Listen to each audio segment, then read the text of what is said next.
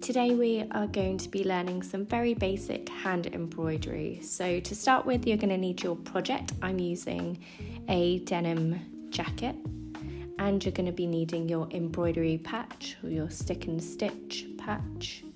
You're going to be needing thread. I used from a brand called Anchor, and I used 6 strands. Your needle threader just to help with threading, an appropriate needle for your project, and some scissors. So to start off with, you're going to get your stick and stitch embroidery patch and peel off the back end. If you'd like some embroidery patches, I sell them on my website. The link is in my description box. So once you've peeled off your back end, you can stick the embroidery patch to your project. To make sure the project is not too bulky, have a look behind, make sure you're not going over any big seams. Otherwise it's going to be tough to get your needle through. Then we're going to be threading our needles, so that's where that needle threader comes in useful, especially because it's 6 strands. So I use 6 strands so that it's extra bulky. If you were doing finer work, you could be splitting your 6 strands into 3 strands.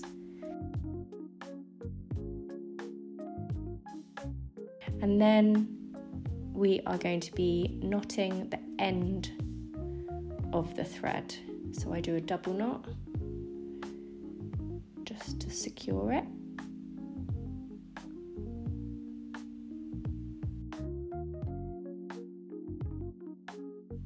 So today we're going to be learning a stitch called a back stitch, and you can use it for outlines or finer details or lettering. And to start off, we're going to bring our needle from the back, right on the point at the bottom of the heart, and we're going to pull our needle all the way through until we feel the knot at the back. And just turn your work over and just make sure that the knot hasn't got caught up or anything. Then we're going to go back down a stitch length away,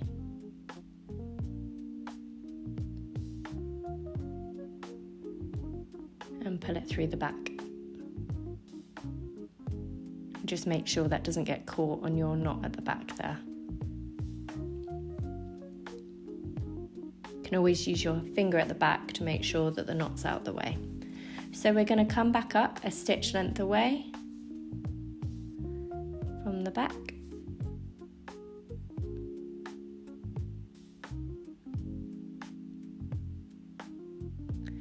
And then we're going to go back down through the same hole that you ended the previous stitch on. And we're going to try and make our stitches as even as possible, and that's what creates the best and the neatest embroidery. As I come through the back here, I'm just going to anchor my thread to make sure that it stays there. I'm just going to go through one of the back stitches, so I just literally loop it around the back stitch. So we're going to do another stitch. So we come up a stitch length away, and again you go back down through the same hole that you ended the previous stitch on. So you can carry on doing stitches like this, or if you want to go a little bit faster, I go down through the previous stitch and then I come back up in one motion. So you can see I'm going back down through the previous stitch hole, and then I'm coming back up in the next place I want the stitch.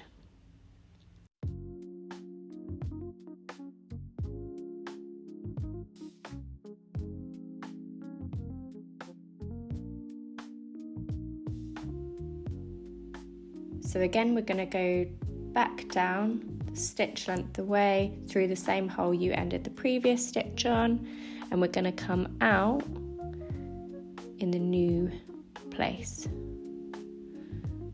for the next stitch.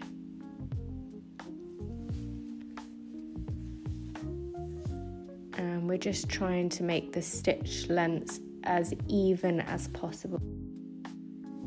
When you're going around any curves, you can make your stitches a little bit smaller just to help bend those stitches round.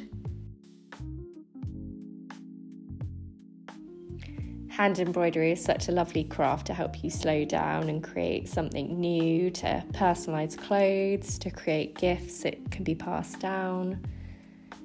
And it's quite a low budget option as well for a new hobby. So there's lots of different stitches you can use to create different techniques.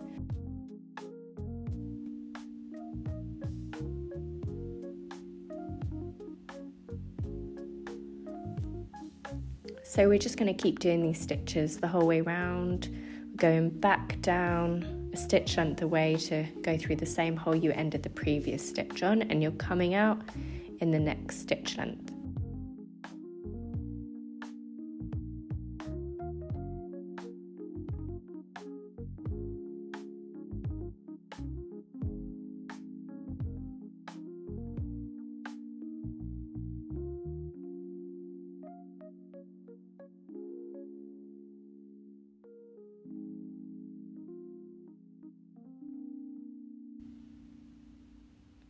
I always turn over my work just to make sure I haven't got any of my threads caught or none of the threads are knotting at the back, which can happen.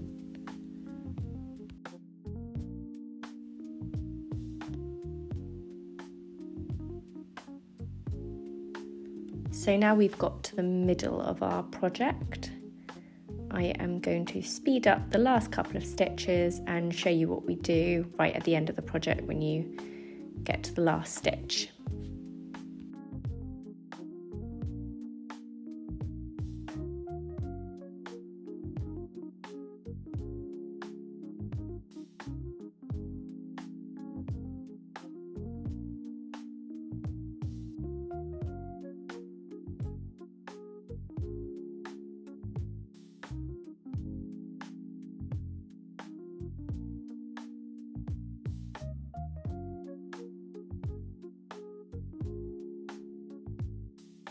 Right, so we've just come to our last stitch.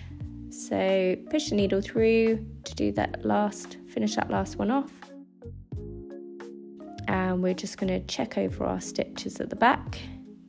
Make sure all of our stitches are laying nice and flat. And we're going to anchor our thread. So all we do is weave it through a couple of the back stitches. And this just ensures that thread isn't going to go anywhere and come undone. So I like to anchor through a couple of these threads, and all you're going to do is knot your work. So you go through as you're anchoring, you just make a knot there. Pull that tight, and then I anchor the last bit of thread through, and then you cut the thread off. And I'm just going to cut the other thread a little bit shorter so there's a shorter tail on that. And the stitching is done. So last stage is to remove that water soluble paper. So all we do is run it under a tepid tap. If you want to, you can submerge the project in a bowl of water as well. And I just gently rub off the paper.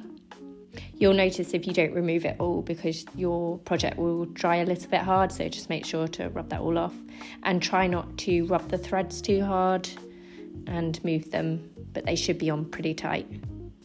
And that's it. All you've got to do is dry your project and it'll be ready. If you have any questions, just get in touch or leave a comment. Thanks for watching.